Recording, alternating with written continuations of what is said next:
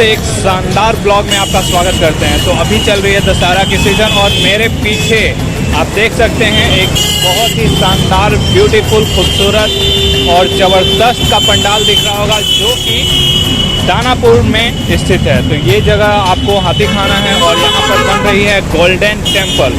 जी हाँ दोस्तों, golden temple और काफ़ी ज़्यादा ही शानदार लुक में ये पंडाल बनाया जा रहा है और इस पे अभी भी काम चल रही है फिनिशिंग वर्क के लिए। तो लाइट वगैरह की ज़रूरत है और लाइट वगैरह लगाई जा रही है यहाँ पर।